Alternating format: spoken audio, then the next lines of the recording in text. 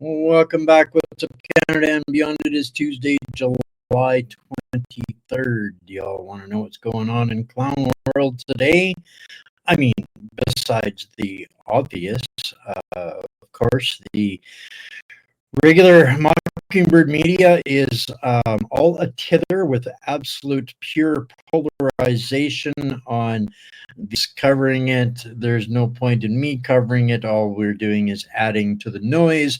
So we're going to keep looking at other little perspectives and dots connecting, more context, and talk about some things that our own leadership is absolutely avoiding while they're keeping us distracted and developing, this continuous trajectory of cultural warfare that they seem to be waging upon us. And we're going to dive into a couple of factors that lead up to that. But I want to remind folks, first and foremost, smash that like button, guys.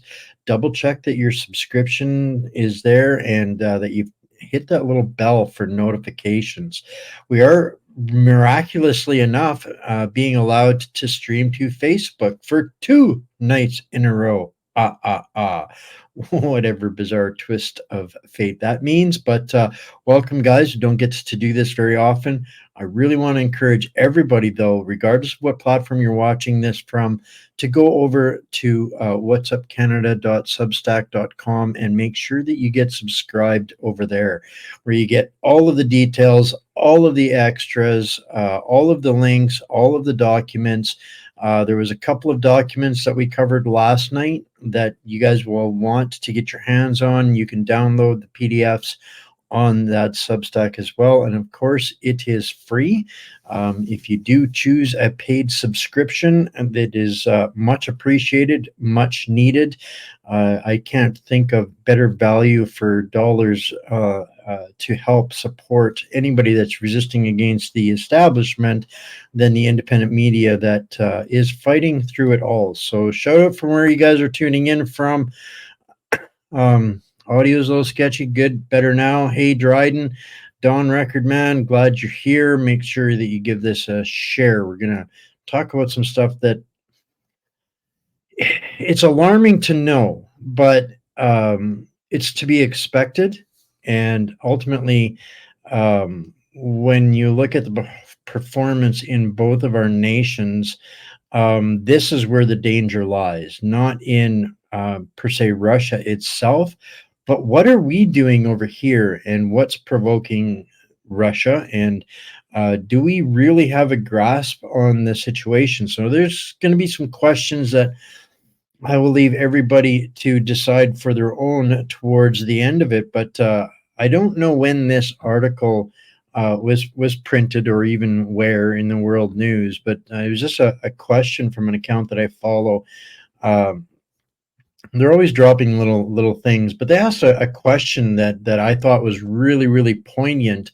When did you learn that Justin Trudeau had been captured by China? So that was an interesting thought-provoking question, and I had to chime in my little 2 bits there.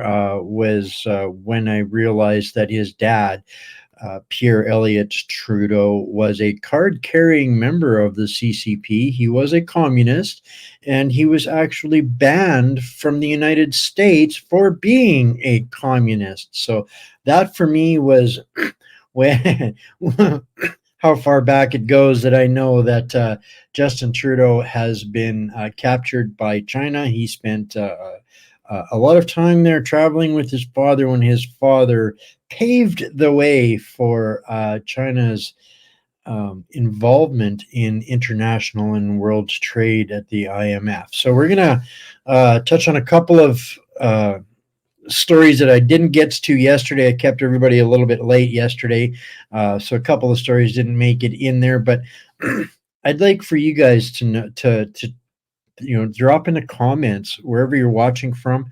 When did you know that? What event was it? What thing was it? What news story? What scandal or scam was it that tipped you off that Trudeau was captured by China? All right, I'm going to get a couple more hellos in here just cuz. Hey, Kathy Flett, watching from Sterling, Ontario. Awesome. Canterbury, awesome. Absolutely a hit show in the USA the past week. Using that terminology, Canada's got plenty of its own shit shows going on, shall we say, at Wasaga Beach. Some of you guys are probably catching that story. That there's enough others catching that.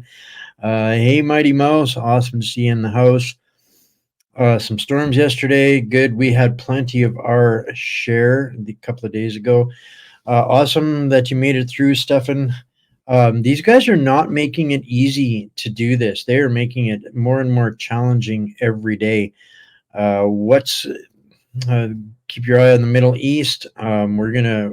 I don't know if I have that pulled up, but yes, absolutely be paying attention to the Middle East. We've talked a little bit about that. We're going to touch on a couple of things a little later today. Hello, Marie. What else we got here? Rocky Mountain House, awesome to see. Thanks, Violet. Haven't spoken with Rocky Mountain House for a while. All poll workers. Yeah, I wish I could say that I was surprised. Billy, hey, Gemini Moon. Hey, Patricia. Iris from Invermere. Awesome. Thunder Bay. Hey, Ali's dad. Good stuff, guys. So, thank you, first of all, because for 5 years that I've been doing this, this only works if we're doing this together. This is, and we'll be talking a little bit more about what it's like to take back our communities, our nations through engaging in civics. And that's really what we are here, is a civic community. All right. So this story didn't make it yesterday onto the sheets, but it's just another example and something else that's implicating Trudeau yet again. He is never going to be able to hide again.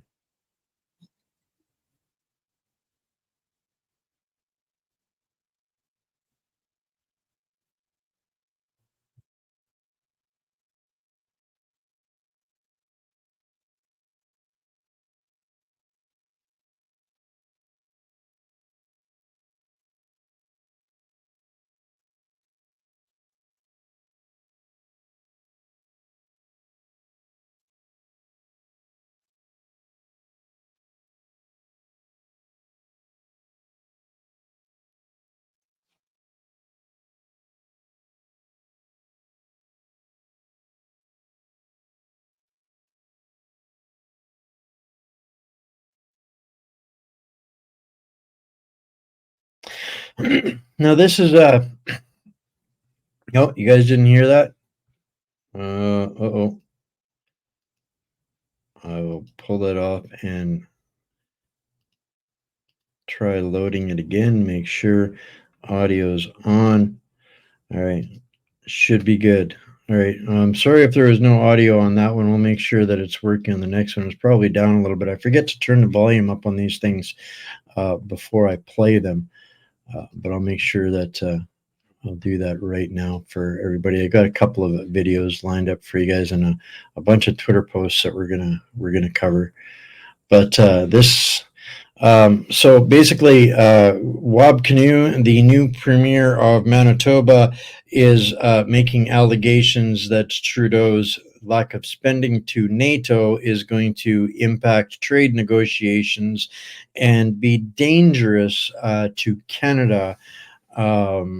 If he doesn't jump to meet the WEF targets, or pardon me, the NATO spending targets. Now, Trudeau was asked about this and gave the most ridiculous answer ever. I didn't bother pulling that video up. It was just too much video for an absolutely irrational response, where he said, I spend money on things and I'll spend the money on when I need to, basically, in essence. Kind of like the budget will balance itself kind of garbage. So interesting that this is another premier taking him to task, while we have the other premiers from the eastern and western coasts that are taking him to task. They want more, better paying communism. This leadership election campaign going into here in Canada is absolutely as big a shit show here in Canada as what is happening in the States. But the next little clip that I've got pulled up for you guys. Oh, all right. From Mark Moss, who's a financial advisor and consultant, and this video speaks to the World Economic Forum has prepared us for the future with their latest report. Um, I'm not going to play the whole thing for everybody here today. I'm just going to play basically the first couple of minutes, and give me a thumbs up if you guys can hear it when it comes through here.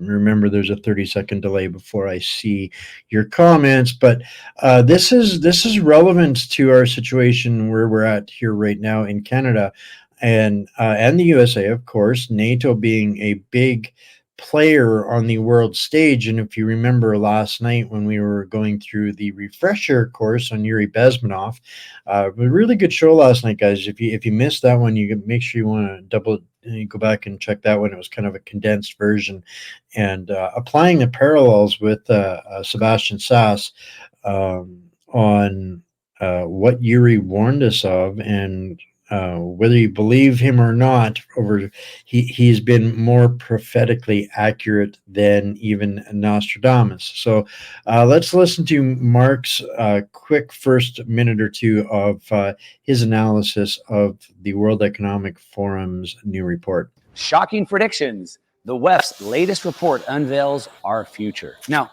not all predictions about the future are a guess, at least not when you're the group controlling the world. And when you're in the top puppeteer of the world, like the World Economic Forum or the WEF, they're the most infamous of the lot. And that's because the ideas and the policies that come from their NGO appear to have more influence over our daily lives than our own governments. This is especially true when it comes to the economy. It's called the World Economic Forum after all. And if you want to know what's coming next in the economy, then just keep your eyes on them, as they're going to tell you. And they recently released a new report titled Chief Economist Outlook of May 2024. And they broke all of this down. So in this video, I'm going to break down the key pieces of this report that you need to be aware of. We're going to take a look at what specific predictions does the WEF report make about our future? How do these predictions impact our lives and the world around us, and what we need to do to protect ourselves and win as these changes take place? If you want to know where the world is heading over the next few years and decades, then you do not want to miss this video. So let's just jump right in. All right, so we're just going to go ahead and jump right in here. My name is Mark Moss. I make these videos to keep you up to date on what is going on in the world of economics, macro investing, and so forth. And we're going to talk about this report right now because it sort of tells us the future. And more specifically, what specific predictions does the World Economic Forum report make about our future? Now, their report predicts cautious optimism about the global economy, with almost 7 out of 10 respondents in their poll expecting for global growth to return to 4% within the next 5 years. But that may be hard to believe. And as a matter of fact, not everyone agrees. As a matter of fact, it's point number 2 that when we get there, that I want everybody to make sure that they get. And I couldn't agree with you more, Julie. If we don't get rid of the WEF, the WHO, the United Nations, and all IMF, all of these guys, humanity is going to end. There is no maybes about that. This is the war that we're in right now, and information war battlefield is the tip of the spear on all of it. So the point that is addressed in the WEF report is what I want people to realize where we're at. A sizable minority, about 25%, are actually not on board with that. They're much more pessimistic. And these, about a quarter of these respondents believe that global growth is never going to return to 4%. Well, never's a long time, but I think getting back to 4% anytime soon is probably a dream.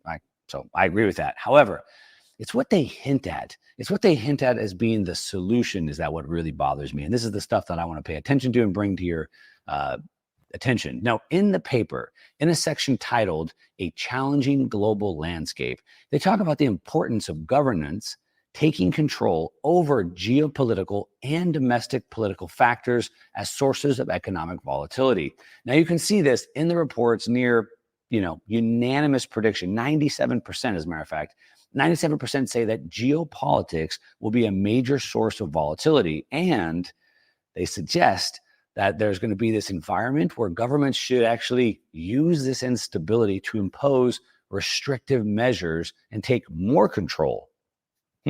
So they want the volatility to happen, the geopolitical volatility, wars, rumors of wars, things like that. Isn't that exactly what Yuri was talking about last night that we were covering? Step by step, the whole process. Yuri laid it out. We talked about it last night, and this is where we're at here right now. And they're saying that, of course, geopolitics, and this is the part that I want people to kind of realize is, as much as we're fighting, with all of our heart and souls within our countries, for our countries, the global events are going to have perhaps bigger impacts than the itemized or the micro events that we're fighting. Like, I'm not saying that anybody isn't fighting a righteous fight, but that may get lost in what is happening or what is happening or crushing us from outside of our country from the geopolitical level. By that, I'm talking about BRICS, in the unpredictability of the European Union, what's going on there. Those are the things that are really going to drive the instability. So that they can use that instability to impose restrictive measures and take more control, of course, under the guise of maintaining economic stability. So, like Biden just floated the other day, like a 5% rent increase or capping the price of ice cream. So using this volatility as an excuse to grab more control, of course. Now, the paper also predicts that the Middle East conflict that we're seeing and the escalation could actually spike oil prices. Now, if that happens, of course, that leads to a lot more inflation. It leads to a lot higher interest rates, which, of course, why I've been pounding the table on inflation. I believe that some of the inflation that we've seen lately has been some of the lowest inflation we'll probably see for the rest of the decade. And the WWIII, the Economic Forum, seems to agree. They also talked about Eastern Europe. And they said that Eastern Europe would further be destabilized due to conflicts and financial pressures. So, of course, we're seeing that. That's Ukraine, the situation with Russia. This is that manufactured destabilization that I've been harping about for 4 years. And Ukraine. But they think that it'll be further destabilized due to these conflicts. And they said that the real risk of disrupting the global microchip supply chain is coming from China and Taiwan. Of course, like we already know that. But they think that this could escalate to a point that it could actually put a serious disruption into the global microchip supply chain. And if they do, what happens? Well, prices go up again. Again, more inflation. Now, the big one that I was looking for, and of course it's, on the more political front, is that the World Economic Forum, the WWIII, they warn that the rise of nationalist parties globally could disrupt the global focused economy and then cause short-term economic pain. How dare those nationalist parties? Let's think this through here. So nationalist parties, meaning, parties that want, meaning people that care about their country before they give their whole countries away to whomever, wherever, whatever. Those kinds of nationalist nations, the ones that say, wait a minute, we want to look after our country first here for a minute. The WWIII don't like that so much, that idea. That's a big problem for them. Want to think about the good of their people first, and then the good of their country over the good of the world. So what the WWIII is saying is those people thinking about, themselves and their own country, they could disrupt the globalist focused economy. Yeah, that's the whole point. Exactly. And that's where I'm going to leave that off. Let everybody go and catch up the rest of that. And I'll give you a reason to make sure that you subscribe on the Substack tomorrow. And so you're absolutely 100% on point, Billy. We have to not comply with anything. We have to stop using the systems, supporting the systems, taking part in the systems that all siphon that extract every bit of our sanity, our wealth, our lives, and use it against us. Because this is what they've done: is they've weaponized everything to use against us ourselves. NATO is a criminal war club, 100%, and this is absolutely the threat to democracy. Has anybody ever voted for Klaus Schwab in your country or mine? And they scream about protecting democracy, but take orders from meat muppets and fascists like Klaus Schwab? Huh. Seems to me we should have a problem with that. So I've got the next clip I got up here is somebody that you guys are starting to get to know pretty well on this channel, Sebastian Sass. And this is, as the insanity starts to ramp up again, and the reason I'm starting with this this beginning of the story for setting the tones tonight is the insanity and the manufactured destabilization of it all, in getting people to understand how and why this insanity is upon us. But this is another character that's coming back to the front of the fray, and I'm only going to play just a minute of this, mostly because I want to add this link for everybody in the Substack tomorrow. Boris Johnson unveils Ukraine peace plan that Trump might use. Now, when I read that, I was like, okay, maybe there's something sensible in there. No, what he's written there is completely divorced of any sort of reality. There we go. Quote, I believe that Trump can end it on the right terms for Ukraine and the West. Who cares about Russia? Who cares if Russia is satisfied or not? I stress that I cannot be sure exactly what he would do if elected, but this is what he could do. And now we get a sneak peek into the mind of Boris Johnson. You remember, Boris Johnson was the guy that parachuted in to derail the first peace talks that both sides had agreed to. Ukraine and Russia had agreed to peace talks, and Boris Johnson parachuted in there on Bo Brandon, Hong Kong Joe's command, and torpedoed the peace talks, and we got another year and a half of war out of that so far. But this is the guy that's going to tell you all how to make peace happen, and this is how Trump ought to do it, or what he could do. Johnson believes that the first step is to strengthen the hand of the West and to strengthen Ukraine. Ukraine will never be in a stronger position than it's been possibly in September of 2022. That was its peak. 100%. It's been a downhill slide since then.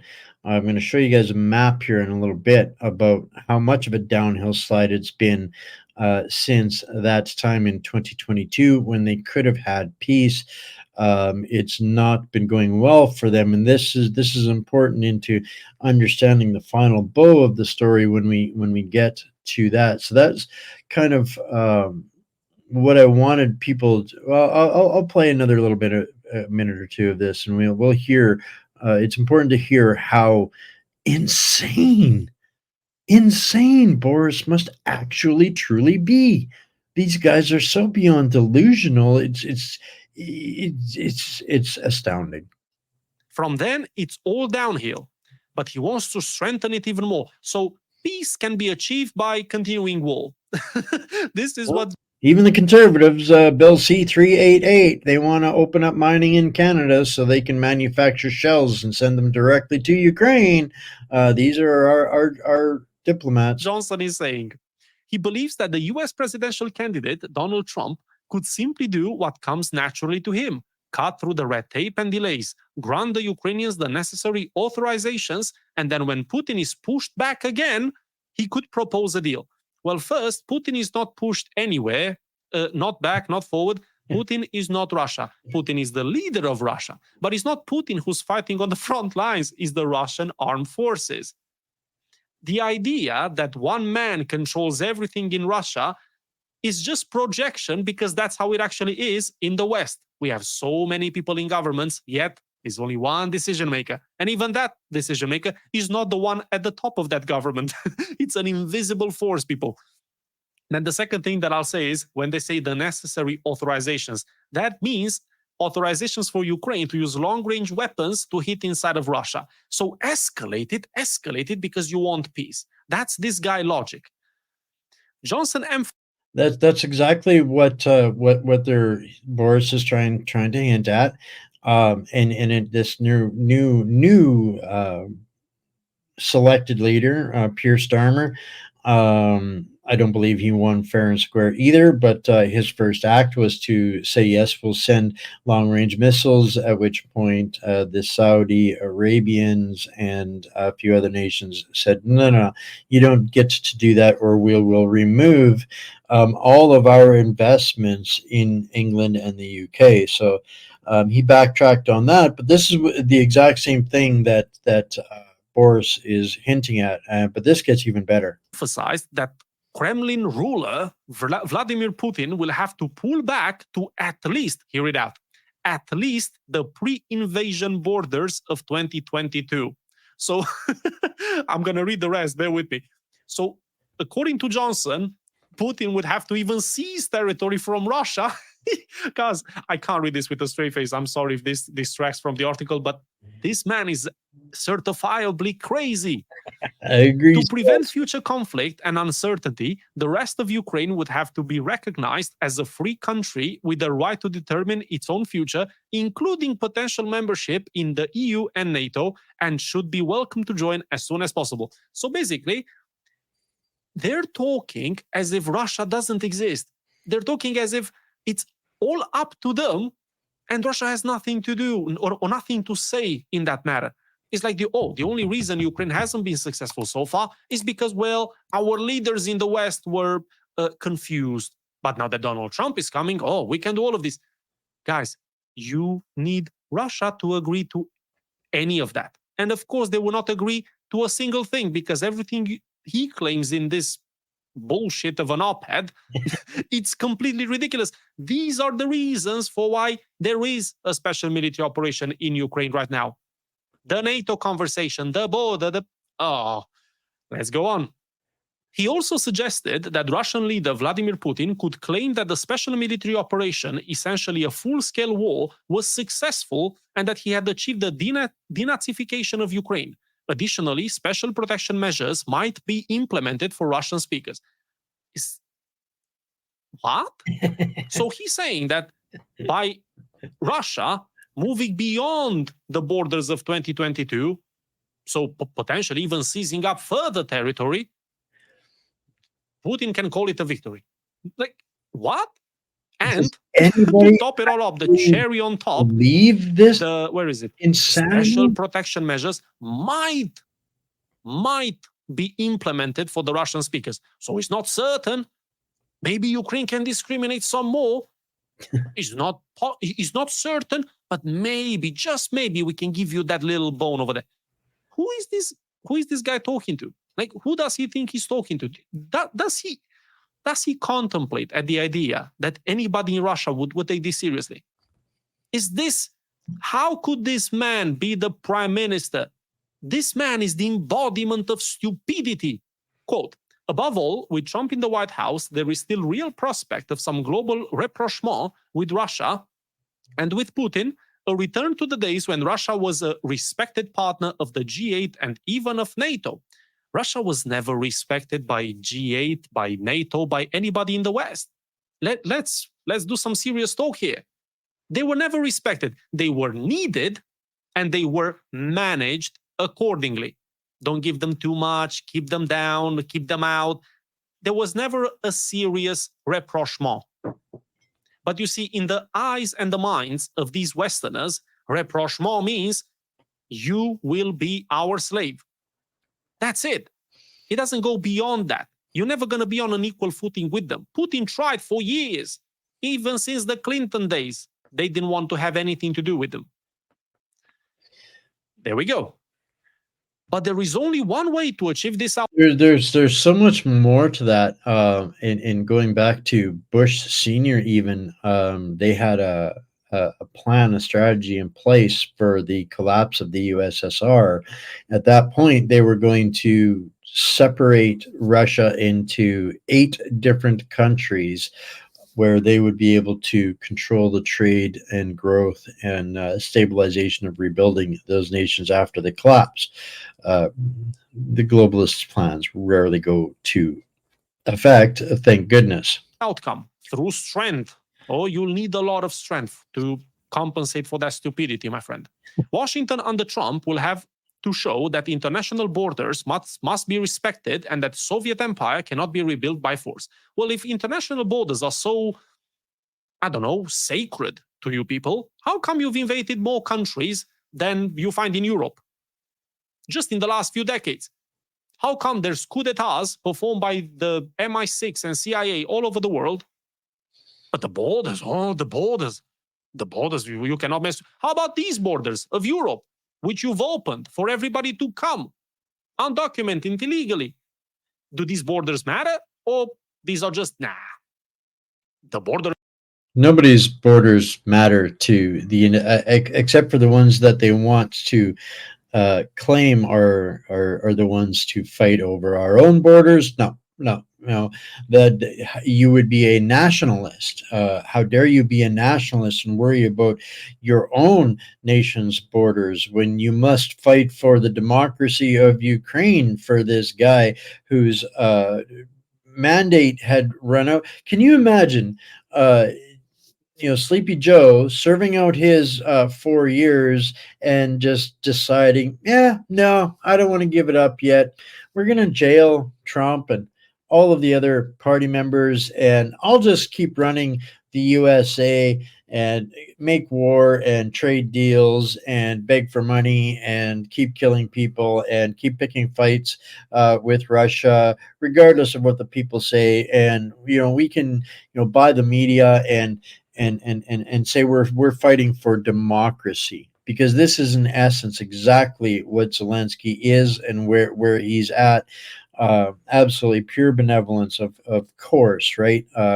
These benevolent dictators at the Club of Rome wants to use to fairly depopulate the planet. That's the point of the benevolent dictators, right? But of Ukraine, that's where we draw the line.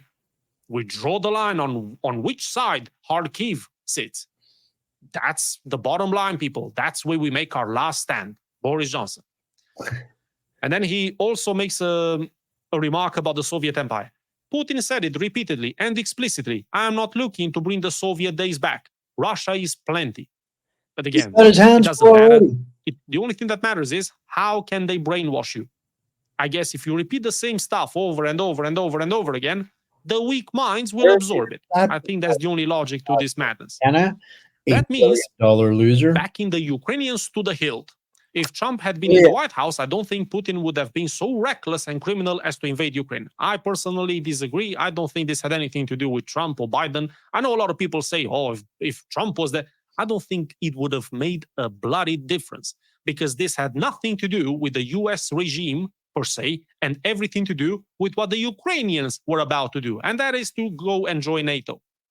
It could have been God in the White House, and I think this would have still be the same exact result.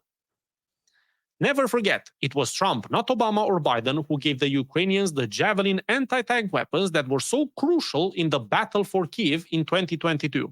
Trump already had a record of making decisive military intervention on behalf of Ukrainian democracy. Ukrainian democracy. I'm not going to comment any further on that. I'm just going to comment on the Battle of Kyiv. So they still think the Battle of Kyiv was supposed to conquer the city with 40. Well, I'm gonna stop with this one for now and put that in the Substack and just kind of finish this one up on a couple of points. They're still demanding an unconditional surrender of Russia's military forces, and it's been absolutely a disaster for the Ukraine as far as from a military perspective. I did have, let's see if I find it real quick, another video lined up with the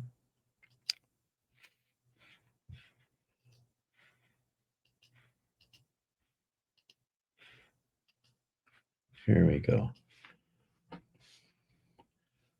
Just for people to kind of get a bit of a perspective on how poorly the battle is going for Ukraine in this conflict zone. This is the territories that they've lost in the last, basically, since this conflict began. The red being Russian gained territory. Most of this there's been huge chunks of this that they've captured here just in the last couple of months. It's become a beyond describable meat grinder.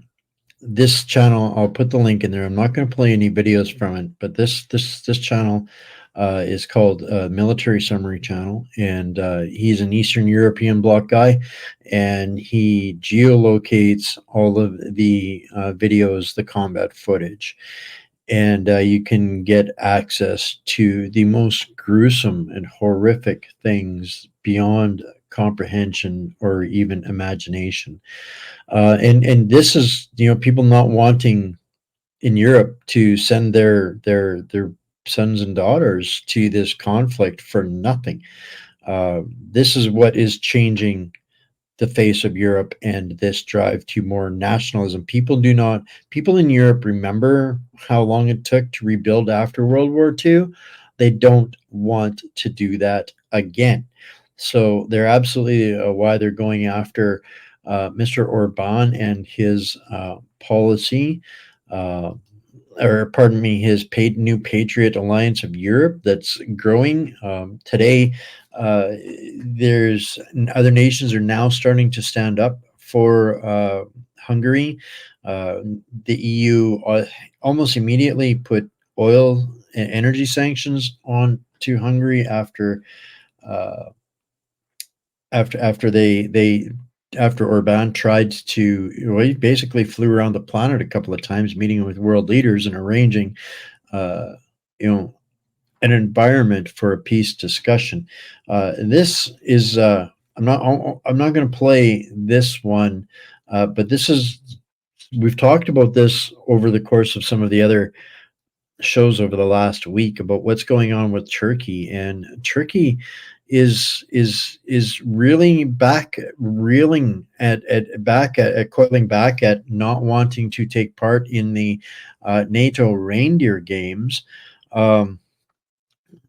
Erdogan was just in Singapore last week, meeting with the Singapore Alliance, which is an economic and trade alliance, which added new nation members. The report I got yesterday was 40 more nations are signing up for BRICS. And I think we're seeing the global shift of nations that are making decisions and putting their money where their decisions are, and not moving forward in alliances that are threatening to their nationhoods. So Turkey is one of them, controlling the entrance to the Black Sea, where if I pull this one up here instead, you don't see it here. This is the Black Sea, but Constantinople down to the south of that is, if I zoom out on this a little bit.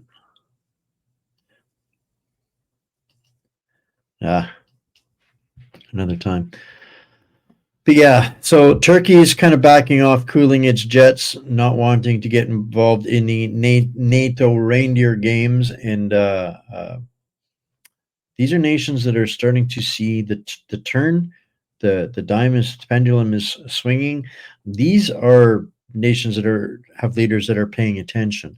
Of course, we don't have that here in Canada. So I'm going to play this little 3-minute clip and give you guys something to think about. And this is kind of, well, see for yourselves. On the airwaves, make a donation, please, because we don't get money from the PMO, nor do we want it. Andrew Enns is the vice president of Leger. Leger is one of the most respected polling companies in Canada. Thank you for being here. And let me put this to you. It looks now like, barring a calamity, that Trump will be the president of the United States. Anything can happen, but it looks like he's going to be the president. And some are saying Trudeau is going to love this because he's going to say, Trump, anti-abortion, Poilievre, anti-abortion. Look what's going to happen in Canada, which is going to try to revive his fortunes. How can you help us with that? How can you read that? Well, first of all, I think we saw a little bit of that already with the Prime Minister going after any inkling of a misstep by Pierre Poilievre that opens up the door. I think there was a notwithstanding thing a couple months ago. So you don't even need an inkling because he'll just make it up. He'll say, For sure. Poilievre, anti-abortion when he's not. Well, yeah, it's got to be a bit negative, and it will. Trump definitely is going to enter the campaign, in our country. Right. I mean, I think there'll be people looking back at the relationship that Trudeau had with him initially. Wasn't great. Right. So how does that play? I think for sure there'll be this notion of we need a strong, centrist, progressive, maybe bulwark against Trump in Canada. That'll be Trudeau's card. But I think, how can he play that card to the Canadian electorate when at the same time he's going to have to work with Trump to try to make sure that we don't get shafted? And I had this debate with Dan Arnold, the Liberal pollster, on this a little bit, saying it's a fine line you walk if you start attacking the guy, if you start attacking your opponent because he's too much like a guy down south of the border, and somehow there's guilt by association. Because that guy, to your point that you made right at the intro, that guy's looking more and more like he's going to be the winner. So I think for Trudeau, you have to be much more cautious about how you go after Poilievre, saying, hey, you're a Trump acolyte. Well, Trump, what do you mean by that? Like, he'll throw it out there. You know that. He'll just sort of throw whatever he can and see what sticks against the wall. Yeah, it's... Look, I mean, you can throw everything you want at it. I mean, I think, first of all, as Canadians, we have to pay attention to what's going on south of the border. And I think, I dare say, I know we've run some polling. No surprise. Most Canadians wouldn't vote for Donald Trump in terms of the politics here. But that aside, I mean, I think... that was kind of a question that I wanted to pose to everybody. Now, a couple of points with this video. The link will be in the Substack tomorrow. What's it going to be like for Canada with this meat muppet here, Lord Farquaad, insulting Pierre and Trudeau and Mr. Trump? For the last 4 years, Trudeau has been very, very, very unstatesmanly towards Mr. Trump. How well is that going to go for Canada when it comes time to put up or shut up at the table? Do you think Mr. Trump is going to have a good view? I know he likes Canadians in general, or he says he does. I can't imagine why he wouldn't. We are the most lovable sheep on the planet. But here's the question, and I kind of ask this in jest, because I saw a post on X, and it says it's easier in Canada to come out of a closet as being gay than it is to be a Trump supporter. And that really makes me wonder, is our society, is that where we're at, where it's easier to say you're gay than to say that you support Trump? Which is more acceptable in your community? Which one will get which statement would get their most respect? Which would be tolerated? Anybody that comes out of the closet and says they're one of the 72 genders, it's just so brave, so brave. But say you're a Trump supporter and see what happens. So this delusion that we've got going on up here in Canada is by no means helpful to where we're going to come out in the wash of all of this. So back to Twitter. Yeah, you're so brave, right? Oof. I'm going to be tackling some of this tomorrow, actually. We talked a little bit yesterday about the Victory in York Region School Board. We're going to be getting together with Nadine Nass from Unified Grassroots in Saskatchewan to talk about what they're doing to take back school boards there. But I wanted to just highlight this post on X from gov.x. The easiest ways to conquer a prosperous nation is to bury it in debt, grow the welfare state, import the third world, and then gaslight the people into believing diversity is our strength. This is not incompetence, it's malfeasance. I would have to suggest that this is actually foreign designed treason. 100%. The World Economic Forum exists only to implement fascism, the merger of government and state. That's their only sole purpose. The United Nations creates a policy, the IMF backs it, and the young global leaders infiltrate and present the ideology, and then it gets kicked down to the municipality for the implementation. And where does that leave us? Right about here. Yeah. Our dollar, even, this is Musk in the US, but our dollar is worth significantly less than that. And as far as for buying power, yeah, we're headed to third world shithole status.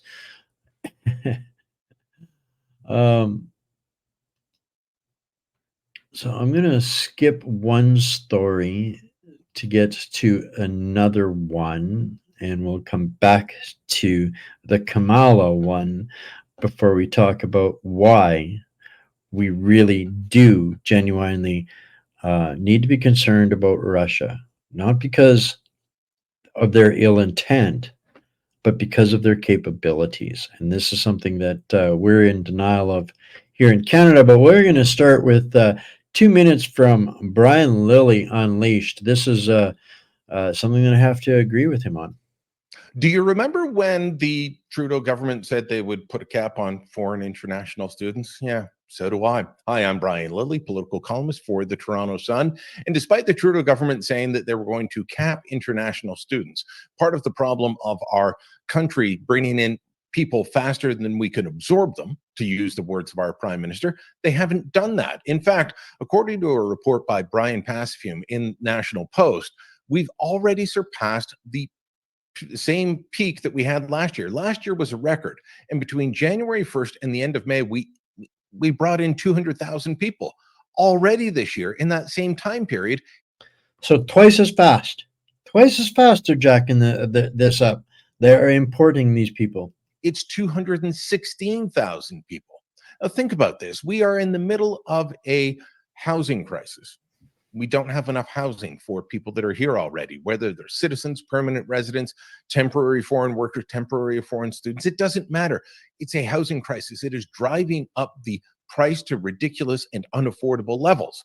We have a medical health crisis where there's not enough family doctors or nurses. And despite the fact that the government keeps hiring more, the population keeps going up, which means we need more, but we can't get them. Where are we going to find them? Are we going to poach them from other provinces?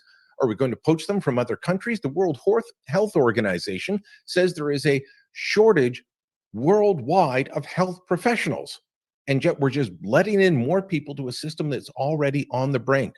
The Trudeau government said they were going to fix this. Instead, they are making things worse. Why? Because they don't want to do the hard work of actually managing the system that they are in charge of. You can say, oh, but provinces asked for this or cities asked for that. You know what? When your kid asks for candy at 9 o'clock at night, you don't give it to them. You say no and you put them to bed. We can't have a system operating like this. The Liberals have broken the immigration system, and so far, they're refusing to fix it. 100% correct. Again, by design, this is more of the manufactured destabilization of our country. They've been engaging in this for a very long time. This is just one aspect of it here that he's referring to, and this is the foreign students, right? The foreign students is what he's on about. But what does that lead to here in Canada?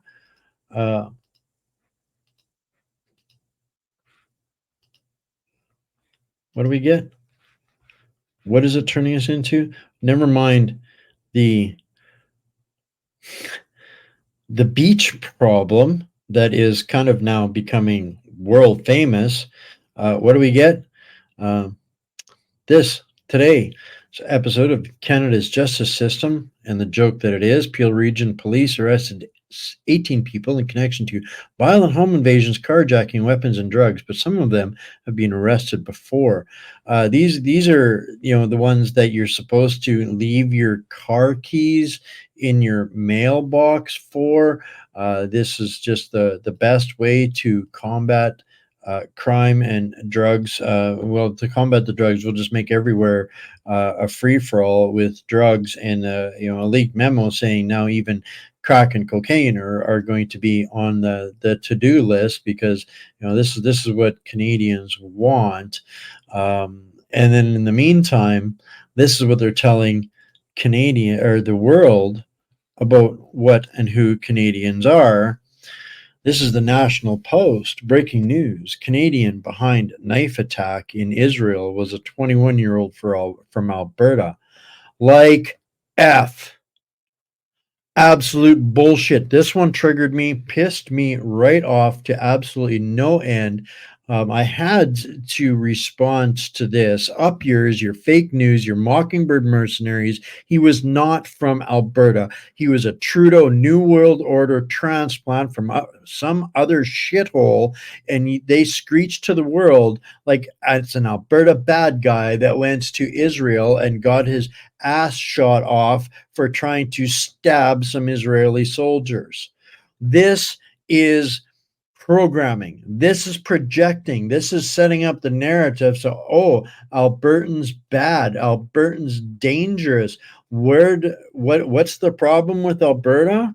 Mocha's on to the problem with Alberta, and it's not going to Israel to attack soldiers. It's more infestation by unelected foreign terrorist organizations that are taking control of our streets and our cities as more of the same anointed third world shithole transplants that they have given us since they opened up every border on the planet, because that's what the WEF wants. And shame on you if you think about protecting your nation, or your nation should come first. They'll just brand you as a bad guy and as a terrorist around the world for that kind of behavior. But this story from Mocha, guys, this just keeps growing and growing and growing. This is the Khalistani movement, and they have made multiple threats on his life. Everybody needs to understand the infiltration. It's not just the World Economic Forum. Basically, Canada has become a safe haven for all of the scum of the earth based on the Trudeau dime, and we are expected to tolerate it, or you are racist. They can shit up our beaches, they can shoot up our streets, they can do whatever the hell that they want, and our nation just continues to turn into exactly what Gov.X is talking about, exactly what Yuri talked to us about yesterday on the Grassroots show last night. So this is I'm finding it really, really infuriating that this is how they're projecting. That is an Albertan. He might have been a resident. He might have been, but he was certainly not an Albertan. He was not. That's not even Canadian. And if that's Canadian, we've got a real problem, and it's time to take some civics lessons to deal and learn from some of that. So we're getting down to the last couple of minutes here. So I wanted to touch on some of the other insanity, guys. I think it's official. The next steal is in. We don't know which plan the deep state swamp creatures are on. FG, it's all in a shambles everywhere around the world, but all of the Democrats are holding their noses, and they are saying that Ms. Giggles and Shits, pardon me, Camel Toe Harris is actually in 2 days, passing Donald Trump by 4 points in the polls. And every post that comes across my X feed is all about how wonderful Kamala. Every feminist in the country now needs to vote for Kamala. This is the projection. They're moving for the steal. They're exposing the steal in France. We know they stole the last time, and they're doing it again in America. But I want people to remember this feminist that they're endorsing, and remember what some of her credentials are when she's from the stage spewing about how she was such a great attorney. Yeah, well, 2 undercover journalists exposed to Planned Parenthood was selling aborted baby body parts, a felony, and a California attorney general prosecuted the journalists and never did anything against Planned Parenthood. That attorney general was Kamala Harris. And I think that's an important thing to put in the memory banks, considering that she is, by projection or installation, I think the Democrats are planning on sticking her into the pipeline to be the next globalist shill. And the thought of that woman being the sycophant clone trooper to the New World Order WEF Fourth Reich, her having the nuclear codes should terrify every human on the planet. I said that yesterday. I'll say it again. And this is why. If they keep provoking Russia, Russia doesn't have any animosity to us, but they will not. They will not suffer destruction because of the insanity of our Western leaders. And this is a tech video that I think it's important for people to understand what they have the capabilities of.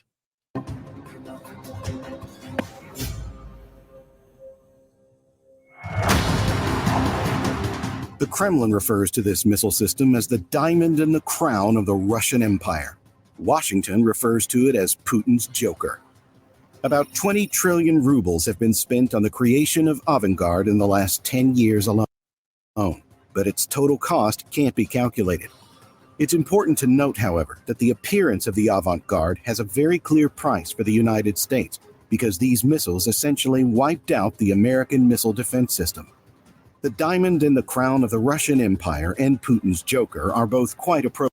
So in the last couple of months, this has been the dominating factor on the Ukrainian battlefield, taking out their missile defense systems and at will. The Ukrainians have no ability to defend themselves, and it's through this exact tech. So I'm using publicly available sources.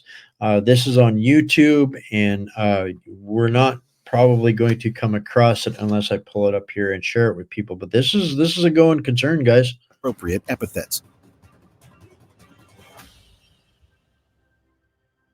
In military terms, we're discussing a hypersonic glide missile that flies to the target at hypersonic speed.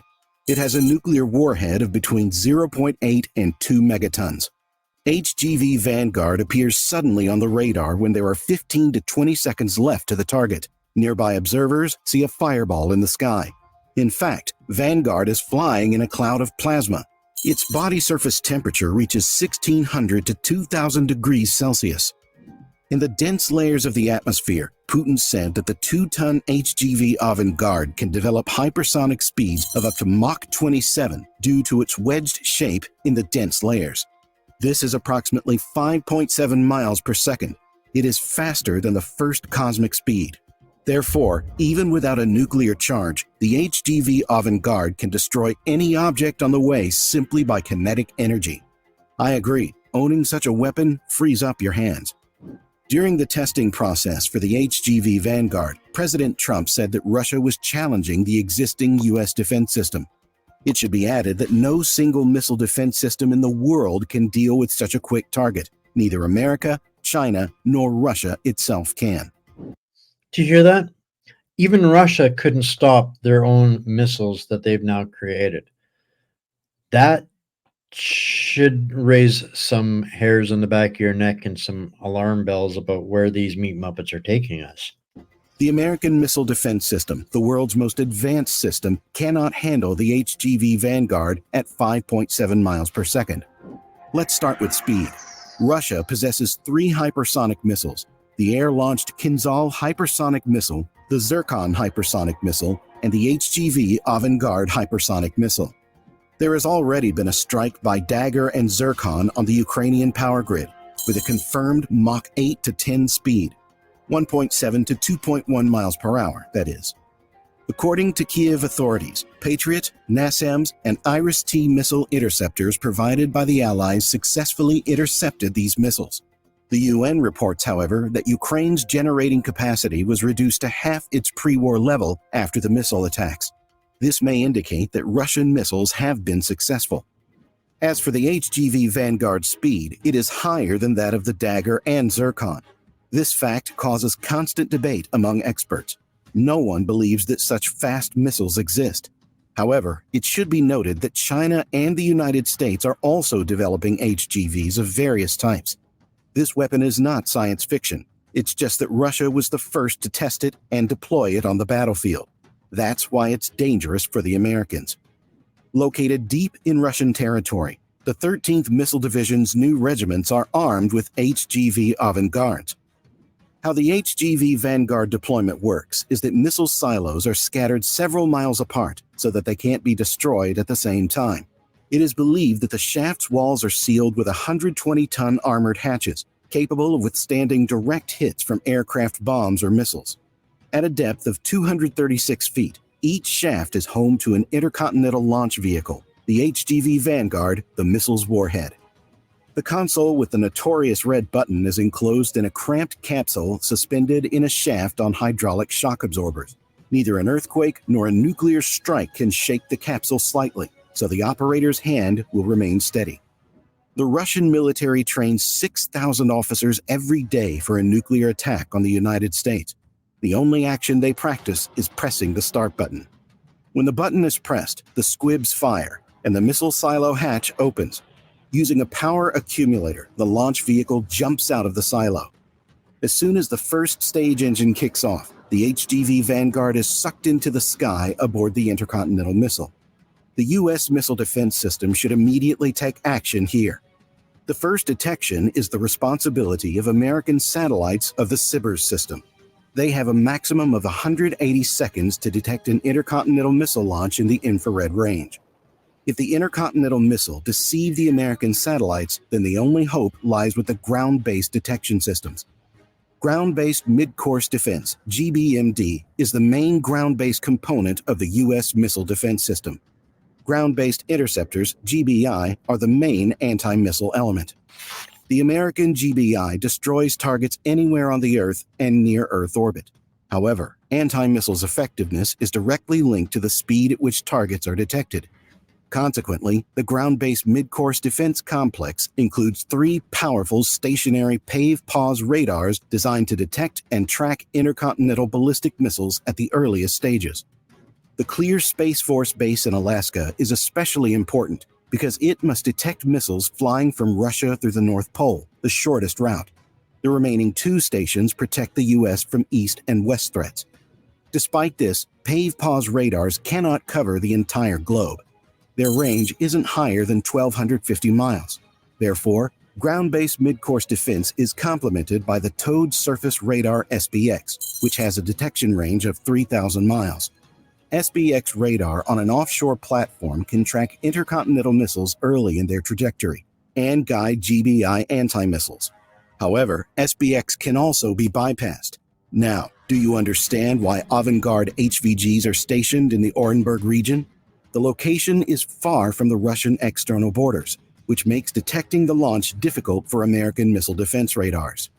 However, the Russians pulled off another trick that made radars even more difficult to detect. The Avangard can either be carried by the obsolete Soviet SS-19 Stiletto missile carrying 1 HGV or by the Russian RS-28 Sarmat, known as Satan II. By the way, the Sarmat missile can carry 5 2-ton Avangards. Due to the high amount of fuel required to overcome air resistance, intercontinental missiles are typically launched vertically to accelerate their exit from dense layers of the atmosphere. Energy-consuming trajectories are used to bypass enemy missile defense systems in real combat conditions. Much effort is put into making the launch vehicle invisible for at least a few seconds. These seconds are crucial because 125 seconds after launch, the HGV Vanguard separates. This is much earlier than the launch of intercontinental ballistic missiles with nuclear warheads. In other words, U.S. missile defense systems can quickly detect launch vehicles and fire anti-missile missiles before they launch. Due to HGV Vanguard's early separation, the Samaritan carrier can fly beyond the atmosphere, not along the shortest path, but through the South Pole. Why is this important? According to the Pentagon, American missile defense systems are designed to intercept conventional intercontinental ballistic missiles with nuclear warheads launched from Eurasia through the North Pole. If the launch vehicle rushes in the opposite direction, and if the satellites don't notice its launch, then the HGV Vanguard can safely separate from the carrier and land in the area of U.S. missile defense just before impact. Here's how it happens in reality. First, the Sarmat rocket rushes in the direction opposite the territory of the United States. At Mach 15, the avant-garde reaches a speed of 3.17 miles per second. After 125 seconds, the avant-garde separates. As soon as the HGV is autonomous, it becomes fully self-contained. Despite not having an engine, the HGV Vanguard has gliding ability, which extends its autonomous flight range to 3,700 miles. As soon as the HGV Vanguard separates from the carrier, gravity continues to accelerate it. In the range of PAVE, pause, or SBX, it performs active maneuvers, ups, downs, right, left, and ups and downs again. It is true, however, that the U.S. missile defense system was not designed to handle highly maneuverable targets. Anti-missile systems were designed to destroy ballistic missiles with predictable trajectories, and not to hunt for objects that, like UFOs, move chaotically through space at a speed of 5.7 miles per second. As a result, you may have to use several anti-missiles to destroy one HGV Vanguard. To prevent this type of attack, you will need to use THAAD, a medium-range missile defense system. Because of the HGV Vanguard's prohibitive speed, it is likely to be a close fight that will consume many missiles and last for several seconds, as the battle will be intense. In the case of Avangard, it is not a fact that the anti-missiles will reach the target before it has completed its mission. As far as the THAAD anti-missile is concerned, it has a maximum speed of Mach 8, and if there are several Russian HGVs, the probability of their destruction would be 0. Probability of their destruction would be 0. So if Russia's got enough of those, there is no winning. And so I'm going to leave that at that and have a little discussion on that. And this is the, there's some comments here that I want to get to, and you're absolutely right, old saucy. We're all victims, even them, because they have to go back. And the problem is that because we were asleep at the wheel, and these monsters have had control of our resources and our policy making for so long, it's our own leaders that have destroyed their nations, and that's why they're here. When someone's burned down my house and I get a chance to go into their house and go shopping for everything I want on their dime, you don't think people are going to do that? Well, that's kind of the essence of it. And they don't have the same cultural investments as we have here. They'll just go back. All right. We're not allowed to question them or their system. It's now hate. Absolutely. And this is how they're maintaining control. Absolutely. Imagine a world where governments spent their money stolen from taxpayers on improving our lives and prospects versus developing weapons of war, death, and destruction. You're 100% right, Mira. We had basically escaped that. The Cold War was over.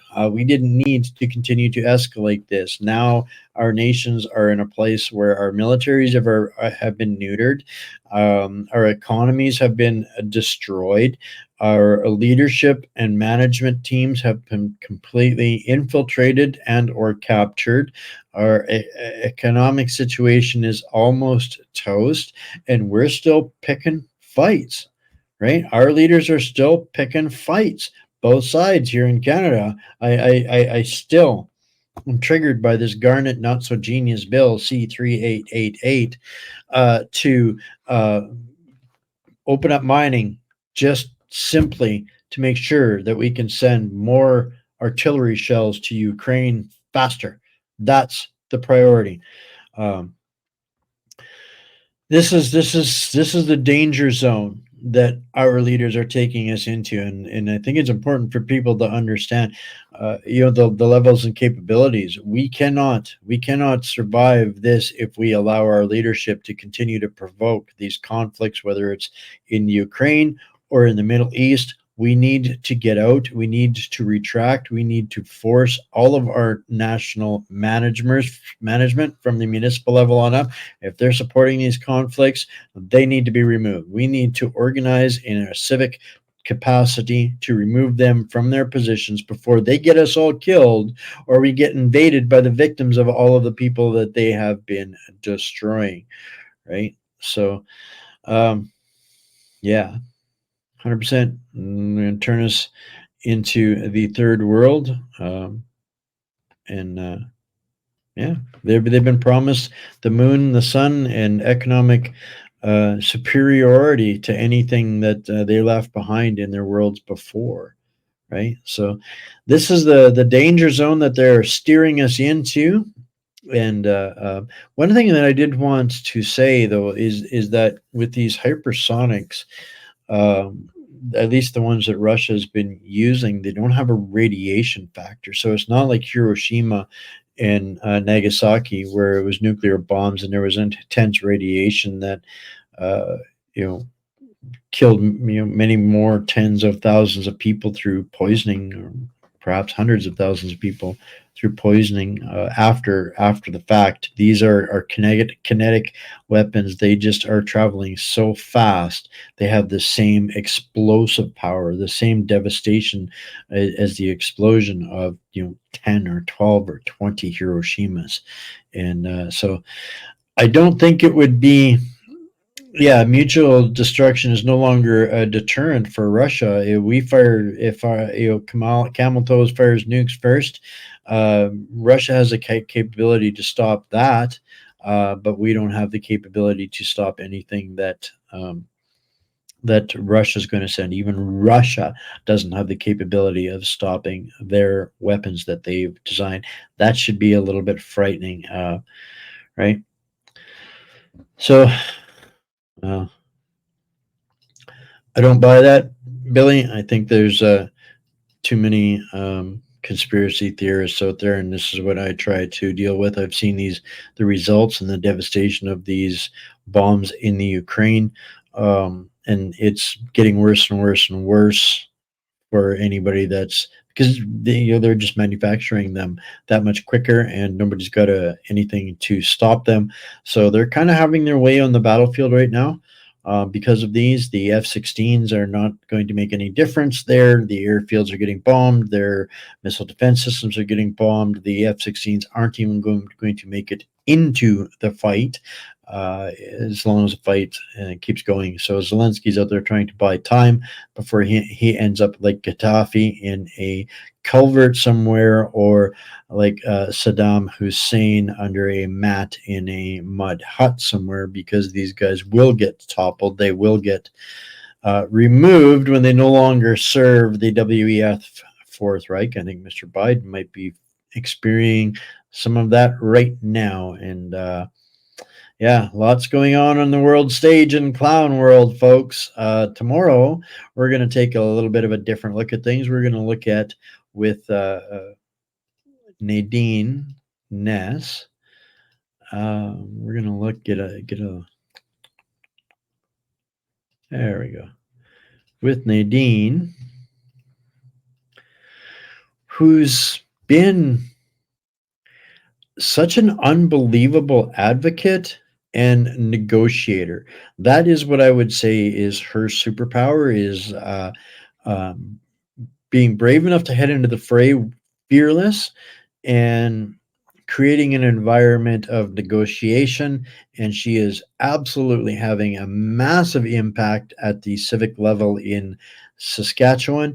I talked with her a couple of days ago, and we're going to in the spirit of what the victory in York Region School Board, we're going to talk about some of what they're doing in Saskatchewan tomorrow, and give everybody else, a bunch of more helpful tools on how they can combat against the indoctrination and abuse that Yuri Bezmenov and us were discussing yesterday. So looking forward to that. It's been a while since Nadine was on the show, but she is absolutely a force of nature. So definitely looking forward to that. So that's tomorrow night's show. And Thursday, not sure how it's going to go, but I'm going to be a guest speaking to the Greater Europe community through Jim Ferguson's platform. Freedom International. I'm just going to pull up and give everybody a look at get over there and get followed on Jim's platform, guys, as well here on X. He is probably one of the most connected and enthusiastic and inspiring people in the patriot-free world of Europe, directly connected to the movement, and a huge force of nature there with this shift to nationalism.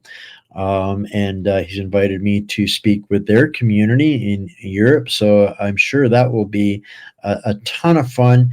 And I'm really going to be talking about you guys and the stuff that we're doing here in Canada. So that's going to be Thursday at 3 p.m. Eastern. So I hope, and I'll make sure that there's a link added into the Substack tomorrow for Jim as well. This guy, he is definitely plugged into everything that is happening around the battles and the fights that are waging on behalf of humanity. We agree on so many different things, so that's going to be a real highlight for me. So that, ladies and gentlemen, 20 minutes over the planned timing again. Here we are. But thank you so much for tuning in. I hope you guys got some meat and potatoes out of that, something a little bit different than what is dominating all of the rest of the airways. I want to remind you guys once again, please make sure that you get subscribed on Substack. We are getting close to 700 subscribers over there.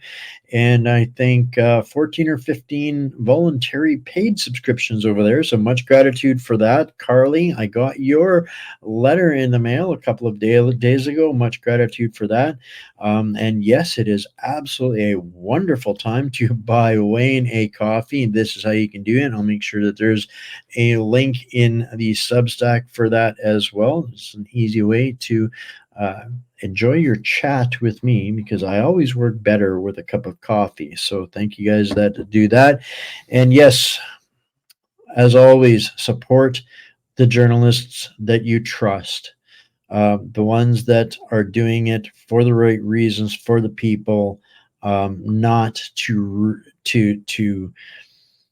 I'm seeing that these people that are getting squeezed out, shall we say, for it to be kind, out of the legacy mercenary media systems, layoffs, and all of that, yada, yada, yada, yada. They're attempting to recreate that environment through paid platforms and news and business models, the same as they did on the left before. And that kind of really bothers me. So I really want to make sure that the independents out there that are fighting so hard and making the sacrifices, taking the hits, taking the censorship, paving the way for all of that, get the support that they need. There's a cause out there. Every second there's a new cause for you guys to get emotionally invested in. But these guys, and if this platform is that platform for you, help this platform out, help us keep this free for everybody else. But even if this isn't your favorite platform, your favorite journalist, your favorite authentic media, please make sure you do support the ones that are giving you the information that you need and deserve. Yeah, Friday, back to bankers, bandits, bullion, and bucks. I saw some comments there earlier. So many comments, guys, couldn't get through them. It's absolutely the best time to buy gold and silver. Right now, it's going through a bit of a dip. It's a good time to do that. And our friends over at New World Precious Metals, you can find the link to that on the whatsupcanada.org website is the best place to do that. Bryce, the representative, is our financial whisperer. He's here every Friday to give us an idea of how all of this world insanity and clown world makes an impact on our financial system. So look forward to seeing you guys there again Friday. But this, guys, the group that the video that I use to play out most of the week. I don't talk about it often enough, but I saw some comments in here earlier about knowing where stuff is made. Canada doesn't make much of anything anymore. I get what I can from the locals. Absolutely, I do not give anything to the corporate elite that fund our destruction, but there's a lot of stuff that I can't get from the locals either. And for all of that stuff that I used to get from the box stores and the chain stores and the grocery stores, I no longer get that. I get that from the guys at Patriot Switch. It's American made. It's healthiest stuff you're going to get. It's not toxic. Everything is made in North America with North American, real Americans, and it's employing Canadians as well. This is, there's all different ways to do it, to get involved in it. Exactly. Patriot Switch has almost everything I need except for my groceries, my fresh consumables, my vegetables, vegetables, dairy, and meat. Except for that, I get everything. I don't buy anything at the stores anymore. So I will not give my money to BlackRock, Vanguard, or State Street so that they can kill us. Just not doing it. Not doing it anymore. This is how we rebuild our countries, and that's a big step forward. So, actually, it's not. It's not, Jennifer. It's pretty much on par. At purchase time, it's pretty just about the same price. But the thing that blows me away is I never run out. It's the quality is 4 times as long for anything that I get from there. I get my some of my drinks, my snacks, my supplements, my vitamins, my shampoo, my pain reliever, my I got stuff all over the place here. My magnesium, my juice, everything, and it's like I say, it's North American made, and and support farmers markets 100%. 100%. And I'm not trying to take away from any of that. Absolutely. It's between the farmers markets. It's between the locals and having a reliable place that you can know and trust, that for everything else, life has never been so simplified for me, and buys me back a whole bunch of time too, because I'm not having to deal with lineups and silliness and nonsense and masks and all of it. And I have yet to find a product that I did not like out of the 4. I mean, they've got 450 products, so I don't buy any of them by any stretch. Yes, most of them are oriented towards house and replacing the exactly that stuff that that they use to disseminate their poisons to us, and that's something when I was going through the ISO 9000 program, which was tokenizing all hazardous goods and wastes in North America and giving them a token number and a value and an ID. I couldn't believe what I learned about how much of those chemicals, those toxic wastes, that they microdose out in products because it's cheaper, and they actually get profit off of microdosing their toxic chemicals out there through the products that we buy as consumers in the store. So crazy stuff. But that's to me one of the, we can't just boycott them and go without stuff. We need stuff. but we need better stuff, and we need to, think about the ethics and the morality of that which we support. So I really encourage everybody to reach out, connect with me on this platform, patriotswitch.com/set-me-free. Links are in the show notes as well. There's always links for everything that we do, guys. And yeah, we will see you tomorrow with Nadine. And yeah, I love y'all. Stay Canadian, stay Americans, stay a patriot, my fellow patriots and hostages.